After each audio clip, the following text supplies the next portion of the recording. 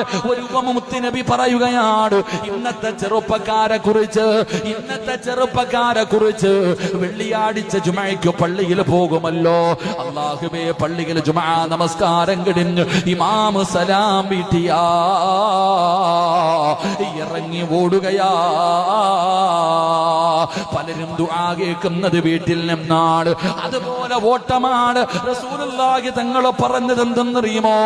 വെള്ളത്തിൽ കിടക്കുന്ന മീനിനെ പിടിച്ച് കരയിലിട്ടാ അത് വെള്ളത്തിലേക്ക് പോകാ പിടയുമല്ലോ.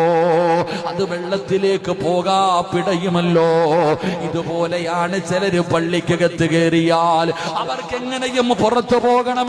ആ മീന് വെള്ളത്തിന്റെ അകത്ത് തിരിച്ചു പോകുമ്പോൾ ആ പോകുന്നതിന് വേണ്ടി കഷ്ടപ്പെടുന്നത് പോലെ പള്ളിക്കകത്ത് കിടന്നു കഴിഞ്ഞാൽ തീരുന്നില്ലല്ലോ തമ്പുരാന്.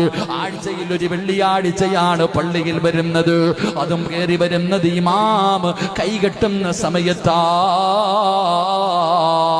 ആ നമസ്കാരത്തിൽ പടച്ചവര് ഒന്ന് സലാം വീട്ടിയെങ്കിൽ ഇറങ്ങി ഓടാമായിരുന്നല്ലോ. അല്ലാ, എന്തൊരു ധൃതിയാ മോനെ. എങ്കിൽ അല്ലാഹുവിന്റെ റസൂല് പറയുകയാ, നമസ്കാരം കഴിഞ്ഞ് ഉടനെ എഴുന്നേക്കല്ലേ.